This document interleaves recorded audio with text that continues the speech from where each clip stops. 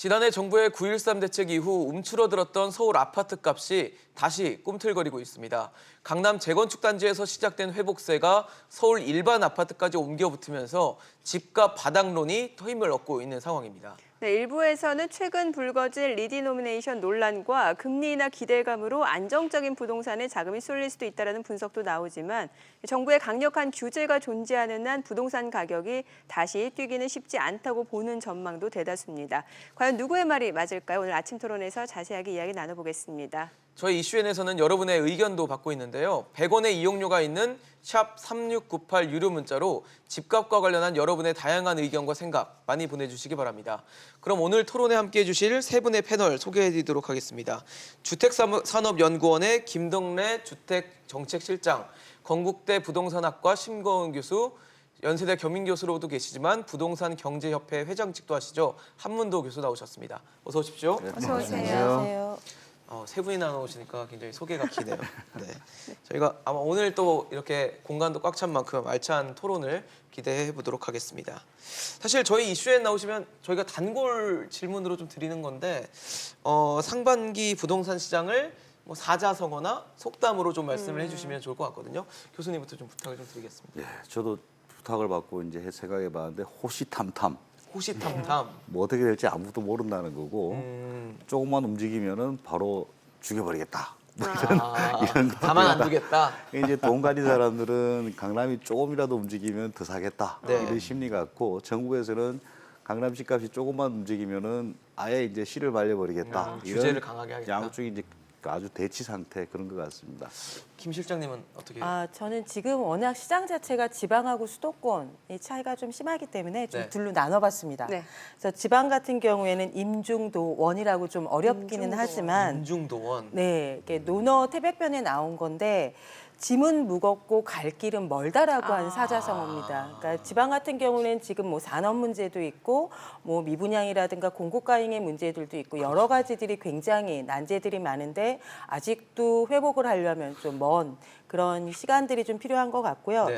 수도권 같은 경우에는 이제 최근에 3기 신도시가 나오면서 그렇죠. 곳곳에서 갈등도 많은데 그거를 좀 얘기해 줄 수 있는 게 군주 민수라고 하는 네. 그 순자의 황제편에 나와 있는 사자성어가 있습니다. 네. 그래서 강물이 배를 띄울 수는 있지만 또 배를 또 뒤집게도 할 수 있는 거기 때문에 사실 수도권의 민심이라고 하는 것이 지금의 정부의 또 중요한 역할들도 했지만 지금 3기 신도시의 갈등이 잘못 해결되면 이게 봉합이 되지 않으면 또 이번 정부에도 굉장히 위험 요소가 될 수 있을 것 같아서 사자성어를 뽑아봤습니다. 예. 우리 한 회장님 어떻게 보십니까?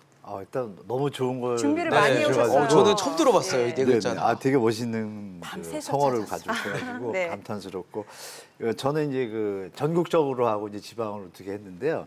노이무공이라고 해서 네네. 노력을 엄청 많이 했는데 네네.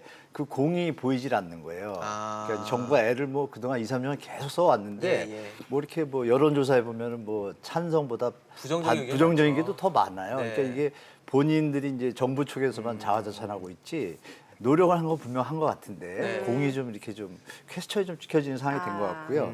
지방은 이제 옥석 무효라고 썼습니다. 옥석 혼효. 혼요. 예, 옥하고 석하고 틀리잖아요. 섞여 있네. 구슬옥자에다가 이제 돌인데 이게 섞여 있는 거예요, 지방이. 지방도 보면 광주 같은 경우에 지금 오르고 있거든요. 네. 근데 대부분은 또 뭐 석에 가깝잖아요. 네. 이거 혼재가 돼 있는 거예요. 지방분들이 전체적으로는 침체가 돼 있지만 네. 또 지역별로 이렇게 말씀 주신 거로 지역별로 국지적으로 다 좀 달라요. 그래서 잘 보고서 고르셔야지 좀 이렇게 섞여 있는 상태인 것 같습니다. 제가 볼 때. 이렇게 저는 정리했습니다. 해석을 네. 안 들었으면 큰일 날 뻔했습니다. 제가 모르는 한자 성어를 다 말씀해 주셔서 어려워요. 예. 네. 자, 호시탐탐이라고 해주신 네. 김 교수님한테 좀 여쭤볼게요. 예. 최근에 서울 강남 재건축 중심으로 약간 들썩인단 말이에요. 정말 예, 호시탐탐 올라갈 타이밍만 놓고 노리고 보는 있는 것 거죠. 같은데 예, 예. 지금 집값 바닥론 얘기도 나오고요. 단도직입적으로 여쭤볼게요. 지금 바닥이 맞다라고 보십니까? 바닥인지는 아무도 모르죠. 근데 지금 네. 이제 그 지금까지 거래량으로 보게 되면은 뭐 판단하기는 굉장히 어렵긴 하지만 예. 최근 한 15년 평균 거래량에 비해서는 많이 낮고 거래량이 좀 많이 줄어든 상태는 바닥이라 볼 수도 있겠지만은 뭐 최고 낮은 건 아니고 네. 더 낮은 상태도 있었기 때문에 더 떨어질 가능성도 있다. 네. 그리고 이제 거시 경제를 계속 주목해서 봐야 되는데 거시 경제가 좋아지면은 집값은 보통 오르고 네. 특히 이제 코스피가 많이 올라가면 집값은 많이 올라갑니다. 근데 코스닥이 올라가면 강남 집값이 또 많이 올라가요. 뭐 그런 관계들도 밝혀져 있긴 하지만은 거시경제를 주목해야 된다. 그리고 이제 최근에 좀 이슈가 되고 있는 것은 특히 서울 집값이라든가 수도권 집값에 관심이 많은데 그렇죠. 내년 총선 공약으로 지금 집권당에서 내놓는 방안 중에 하나가 공공기관 지방 이전이라는 이슈가 있습니다. 200여 개의 공공기관이 이전하면은 과거에 2000년대 중반에 한번 이전해 본 적이 있거든요. 네네. 그때 그 주변 집값이 아주 단기적으로 마이너스 충격을 받은 적이 있습니다. 네. 근데 그런 충격도 올 수 있는 상황이다. 뭐 그게 뭐 가능성이 높다 낮다는 잘 모르겠지만은 전반적으로는 뭐 앞으로 더 안 좋아질 가능성이 높기 때문에 지금 바닥을 얘기하기엔 좀 이르다라고 보여집니다. 네, 어떻게 보십니까? 저도 바닥론, 뭐 반등론 이런 네. 이야기들은 굉장히 신중하게 좀 저는 접근을 해야 될 것 같고요. 특히 서울 아파트 시장 중에서도 이제 재건축 같은 경우는 굉장히 민감하게 반응을 하고 있기 때문에 네. 조금 시간을 가지고 시장을 좀 진단할 필요가 있다라는 생각이 들고, 다만 서울 전체 아파트 시장의 순환 변동값을 가지고 좀 예측을 해본다라고 하면 과거에 우리가 그 가격이라고 하는 건 추세적으로 상승을 하는 부분들이 있습니다. 그래서 상승하는 정상적인 상승분을 빼고 이제 변동분만을 가지고 순환 변동값을 보는데, 그 가격들을 보면 서울 아파트 시장 같은 경우는 작년 10월에 고점을 찍었고요. 그래서 고점을 찍고 지금 굉장히 급격히 하락하고 있는데 그 저점의 수준이 2008년 금융위기 수준입니다. 그리고 2012년이나 14년 정도에 굉장히 서울시 아파트 가격이 안 좋았는데 그때 수준으로 내려가 있는 상태이기 때문에 경기 순환 변동 요인만을 가지고 본다라고 하면 추가적인 제한은 굉장히 어렵겠다라고 보이지만, 실질적으로 정책 변수라고 하는 부분이 남아 있습니다. 지금 정부에서도 집값이 조금만 변동을 하면 언제든지 추가 규제를 내놓을 수 있다라고 하기 때문에 정책 변수가 서울시장에 만약에 들어오게 되면 2005년도에는 2008년도보다도 더 떨어졌거든요. 그러니까 더 내려갈 여지는 있지만 이제 경기 변동 요인만으로 보면 그 제한적인 그런 추가 하락 부분이 있지 않을까라고 보였습니다. 예. 회장님 어떻게 보십니까? 바닥론 질문 주신 게 이제 궁금하시거든요. 바닥이라고 보십니까? 네네네. 그런데 네. 바닥인 것 같은 착각을 순간적으로 일으키게 하는 것으로 이제 결정하겠습니다. 왜냐하면 그럼 바닥은 지금 아니라는 말씀으로 전혀 이해해도 아니죠. 되나요? 네, 바닥이 되려면 제가 볼 땐 앞으로 어디까지 갈지 아무도 모르거든요. 교수님 말씀처럼 어디로 올라갈지도 모르는 것처럼 네. 어디로 내려갈지도 사실 2008년도 그렇고 예전에도 그렇고 예측 아무도 못했어요. 못했는데 다만 말씀 주신 팩트들을 가지고 이제 조합을 해서 시청자분들이 판단하셔야 되는데, 지금 이제 올라가는 그 부분들이 4월, 5월에 강남의 어떤 그 재건축의 어떤 호가들이 올라가서 몇 개 거래가 됐는데 그게 이제 우리나라 통계상의 문제가 있습니다. 이 아파트가 지금 5천 세대가 있으면은 뭐 50개나 500개가 팔려야 어떤 표준성을 가질 수가 있는데 지금 보면 5개가 팔든 6개 팔든 그럼 가중치를 계산을 안 하고 지금 해요. 대표성과는 단지에서 무관한 하나가 거군요. 만약에 뭐 10억이던 게 18억이 있다. 단지 값이 다 올라가 버린 거예요. 이런 어떤 통계상의 어떤 확실한 어떤 기준이 없기 때문에 이번에 거래량 이제 말씀하셨잖아요. 그 거래량이 지금 받치지 못하고 있어요. 강남 같은 경우에는 작년에 비하면 지금 반의 반토막이에요. 70%가 줄었단 말이에요. 그러니까 이런 것들을 같이 계산해가지고 정확한 데이터가 나와야 되는데 아직 대한민국에는 어떤 통계 어떤 한계가 좀 있다고 봅니다. 제가 볼 때는. 그리고 언론의 표출도 좀 한계가 있어요. 그래서 제가 볼 때는 바닥이 아닌 것 같기도 하고 긴 것 같기도 하지만 여러분이 말씀 주신 이제 그 팩트들을 시청자분들도 뭐 계속 뉴스에서 다 많이 보시잖아요. 여러 가지 거래량도 보고 글로벌 위기도 보시고 또 우리나라 경제 상황도 보시고 이런 거 다 같이 좀 같이 보셔야 될 것 같습니다. 그래서 아직 바닥이라고 보기에는 좀 이르다 이렇게 말씀드리겠습니다. 예, 뭐 거래량도 없고 이런 부분을 지적해 주셨는데 네네네. 최근에 이제 급매물이 팔리는 사례에 대해서는 어떻게 봐야 될까요? 이게 뭐 5천만 원만 좀 낮게 내놓으면 반나절이면 팔린다라는 얘기고 시중 부동산 중개업소에서 이런 얘기들 많이 하더라고요. 사실 그 보유세 문제로 불거졌을 때도 똑같은 현상이 일어났습니다. 거래가 줄은 상태에서 빠지는 상황이었는데 급매물이 나오면 하루 전에 다 해소가 되는 거예요. 어떤 경우에 대기 순번이 뭐 20분, 30분까지 있다. 그래서 급매물에 대한 수요는 굉장히 많고 이것들은 좀 어떻게 볼 수 있는가 하면은 단기적으로는 조정을 겪을 수 있겠지만은 장기적으로는 올라가는 게 아니냐. 그렇게 보는 시각이 많은 것 같아요. 그러니까 이제 지금 당장 1년, 2년은 빠질 가능성이 있다. 근데 뭐 과거에 이제 선진국 대도시를 보면 한 100년, 200년 심하게는 한 250년까지 조사한 결과를 보게 되면 집값은 오른 걸로 나오거든요. 그렇게 봤을 때는 뭐 좀 자본 여유가 있고 이런 분들은 지금 당장 좀 손실을 보더라도 나중을 생각해서 지금 사겠다 이런 것들도 있고요. 또 하나는 이제 유동성이 굉장히 많이 풀려 있는 상황입니다. 이 투자처가 거의 없는 상황에서 특히 이제 지방 시장이 붕괴되니까 지방에서 투자하는 사람들마저 서울로 올라오고 있거든요. 강남 같은 경우에는 3분의 1 정도가 지방 사람이 거래하는 걸로 나타납니다. 예. 그 정도로 이제 지방 수요까지 몰려오고 있으니까 이런 수요들이 모여가지고 단기적 조정은 가능하나 장기적으로는 불패다. 이런 인식하에서 그런 일이 벌어지는 것 같습니다. 그렇군요. 사실 저희가 현대경제연구원의 설문조사를 좀 찾아봤는데요. 이 주택 매매 가격이 오를 것이다라고 보는 이유 중에는 지역 내 개발 호재, 또 뭐 아까 교수님이 지적하셨던 대체 투자처의 부족 이런 것들이 있었고, 또 하락할 것으로 보는 이유로는 신규 공급 물량의 증가, 또 국내 경기 부진 이런 것들이 있었는데 사실 뭐 시청자 여러분들이 제일 궁금한 건 지금이 집을 살 때인가일 것 같아요. 좀 어떻게 보십니까? 일단 시장님 의견부터 좀 들어볼까요? 지금 집을 사도 되나요? 사시고 싶은 분의 상황 판단이 전 중요할 것 같습니다. 지역도 그래서 중요할 것 같아요. 지역도 중요하지만 이분이 무주택자다라고 예, 예. 얘기를 하고 어느 정도 그리고 뭐 가구도 형성을 하고 있어서 집이 필요한 가구라고 하면 저는 사실 적기라는 건 없다라고 보여집니다. 늦추면 늦출수록 계속 가격이라고 하는 것은 변동은 있지만 예. 오르는 추세를 가지고 있는 거기 때문에 예. 무주택자라고 하면 지금 상황에서는 이 정부가 무주택자들을 위해서 굉장히 많은 정책적 배려를 하고 있기 때문에 신규 분양을 받기 위해서 신규 분양 공공주택들을 보던가 아니면 재고주택에서 좀 건축 연한이 짧은 것들을 통해 가지고 적정 가격일 때는 저는 사는 게 맞다라고 보이고요. 네. 우리나라 그 주거 실태 조사를 보면 평균 자가 가구가 보유하고 있는 기간이 10년입니다. 그러면 무주택 가구가 내 집을 마련을 해서 10년 정도의 앞을 보고 주택을 살 거라고 하면 저는 사시는 게 맞을 것 같고요. 다만 이제 실수요라고 하는 게 애매하긴 하지만 무주택 가구가 아니고 뭐 자산이 좀 여유가 있어서 이주택인데 더 살려는? 뭐 이런 투자의 개념으로 가지고 계신 예. 분들이라고 하면 저는 좀 신중할 필요는 있다라고 봅니다. 이 정부 자체가 다주택에 대해서 굉장히 경계하죠.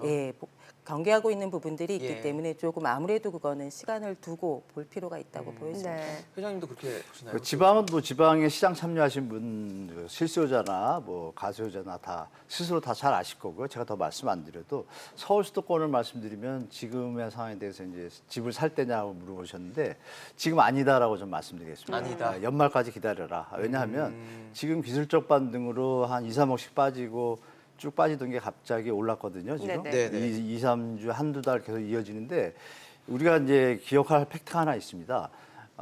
얼마 전에 그 삼성역 복합문화환승센터 예. 착공을 하겠다는 확정을 이제 발표를 했어요. 네. 그러면 예전 같으면 강남 집값이 폭등을 해야 됩니다. 지금. 난리가 나죠, 정말. 난리가 나야 예, 되죠. 예. 지금 제가 말씀드린 것처럼 거래량도 받치질 못하고 그나마 지금 예전의 가격으로 찾아가는 형태만 보이는 거예요. 그러니까 그 호재가 힘을 못 쓴다는 것은 결국은 다른 팩트들이 더 강하다는 얘기죠. 하방 압력 요인들이. 그 예를 알 수 있는 것이 지금 반짝이는 것에 또 어떤 팩트 하나 뭐가 있냐면요.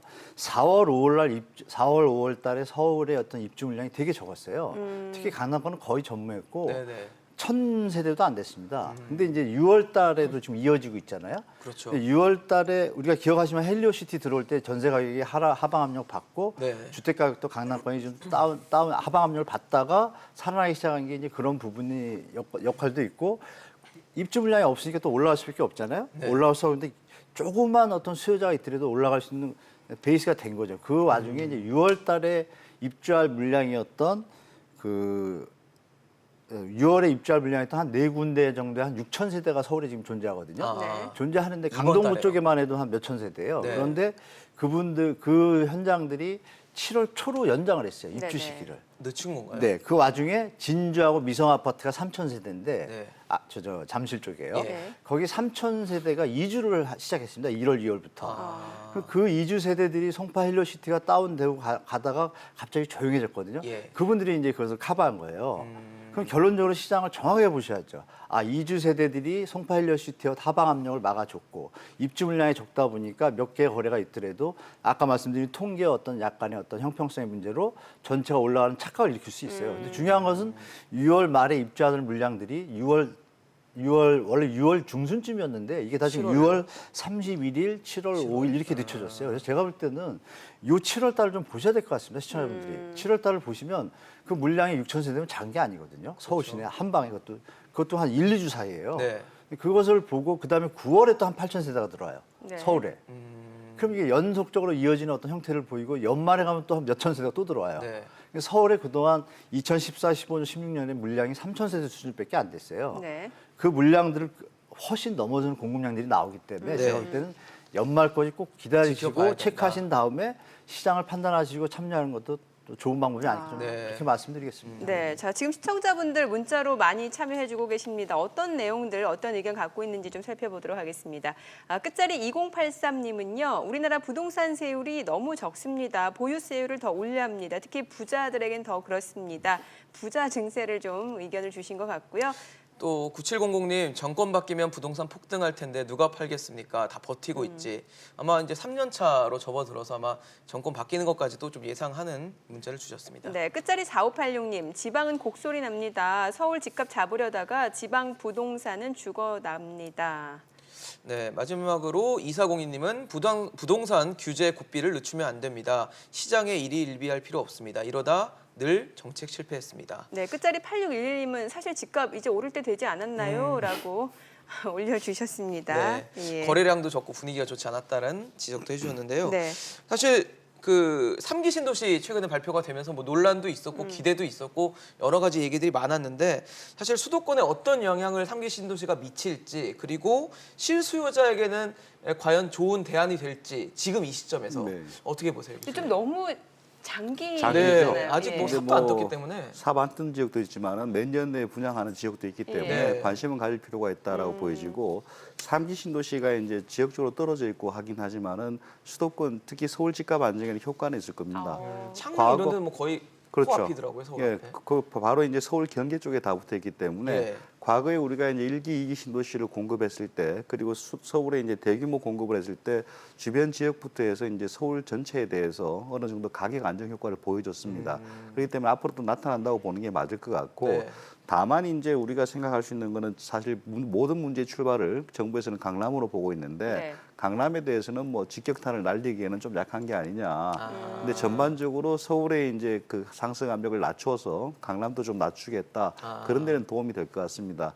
근데 이제 문제는 그런 게 이제 대규모로 어떤 특정 지역에 들어가게 되면은 그 주변 지역은 뭐 상당 기간 고생할 가능성도 있습니다. 그렇죠. 과거에 이제 성남이 인구가 한 40만 될 때 40만 정도의 분당이 들어갔거든요. 그렇죠. 그러니까 성남은 거의 초토화된 적이 있습니다. 네. 그러니까 정부에서는 이제 앞으로 공급할 때는 그런 것들을 염두에 두고 그게 들어가더라도 가격 충격이 좀 적게 오도록 뭐 기업들도 같이 들어가고 그런 식으로 좀 잘하지 않으면은 뭐 마이너스 효과도 상당히 커질 수 있는 상황이다라 볼 수 있습니다. 완충제 역할을 할 수 있는 것들이 그렇죠, 정책들이 필요하다라는 예, 지적을 그렇죠. 주셨는데요. 뭐 대표적으로 일산이 그렇잖아요. 일산은 지금 일산 주민들 그 예, 이후에 원래 있는 일기 신도시 화순정, 때, 이기 네, 신도시 이기 분들하고 신도시도 갈등이 그렇고요. 많죠. 근데 3기 신도시 같은 경우는 17만 호 정도가 5곳에서 공급이 되고 그 수도권 내 86곳에서 30만 호가 공급이 됩니다. 네. 그렇지만 그 물량이 필요한 것이냐라는 것에 대한 논의는 전혀 없이 이제 갈등만 있는 것이 문제가 아닌가라는 생각이 들고요. 우리가 그 선진국에서 주로 쓰고 있는 천인단 주택 수를 가지고 좀 비교를 해보면 수도권에는 적어도 앞으로 한 100만 호는 있어야지 선진국 수준의 물량이 채워집니다. 그러니까 30만 호 공급은 좀 필요한 부분들이 있고 아무래도 공급이 되면 이제 인근 지역이든 서울 지역의 주택 가격 안정화에는 좀 도움이 될 것 같다라고 보여지고요.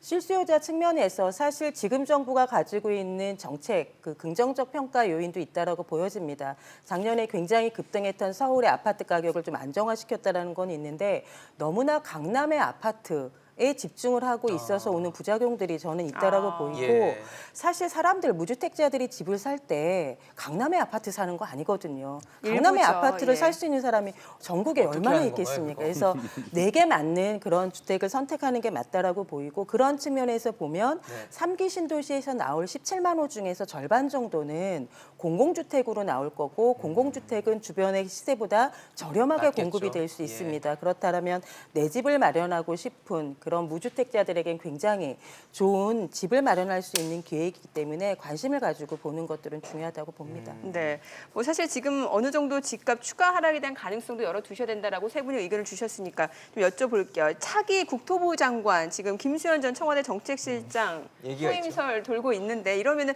이게 부동산에 추가로 규제가 나오는 거 아니냐라는 얘기도 많이 있거든요. 회장님 어떻게 보십니까?